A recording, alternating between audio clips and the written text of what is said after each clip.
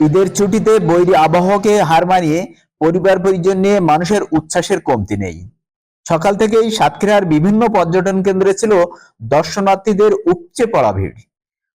দুপুরের পর থেকে গুড়ি গুড়ি কখনো টানা বৃষ্টি, তবুও পরিবার স্বজন আর বন্ধুদের সঙ্গে আনন্দ ভাগাভাগি করতে ছুটে এসেছেন নানা বয়সী মানুষ।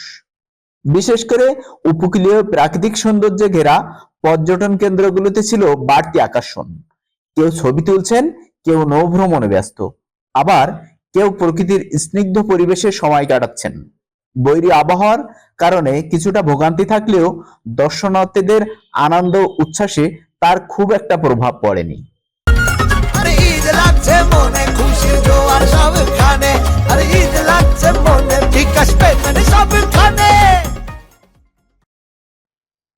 তো আজকে আমাদের ঘুরতে আসার প্ল্যান ছিল, যেহেতু ঈদের দ্বিতীয় দিন, তো পরিবারের সবাই মিলে এখানে আসলাম।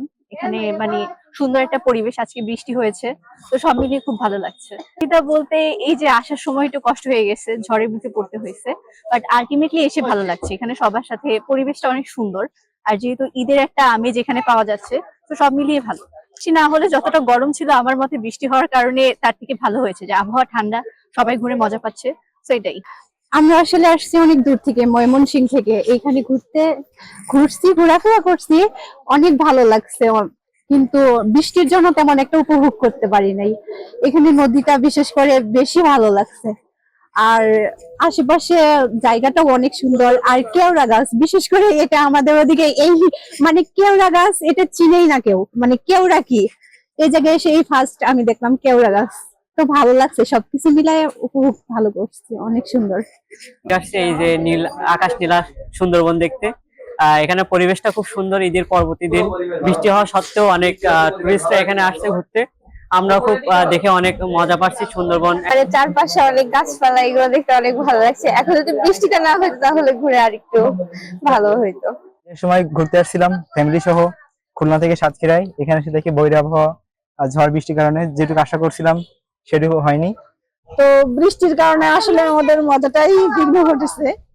গরমের ভিতরে বৃষ্টির দরকার ছিল, কিন্তু এমন মুহূর্তে বৃষ্টিটা হয়েছে, আল্লাহ, এটা আমাদের প্রত্যাশা ছিল না। আমরা আসলে বাচ্চাদের সেভাবে বিনোদন দিতে পারিনি। ঘুরে ভালো লাগতেছে, তবে মনে হয় এই জায়গাটা আরো একটু যদি মানে শেডের ব্যবস্থা থাকতো বা একটু রাইডস থাকতো, বাচ্চারা আরো বিনোদন পেত। বৃষ্টিতে সেভাবে ঘুরতে পারলাম না, আর মাঝখানে ঝড় শুরু হলো এই মধ্যে। তবুও হাজারো কষ্টের মধ্যে সামান্য আনন্দ নিয়ে বাড়ি ফিরতেছি আমরা।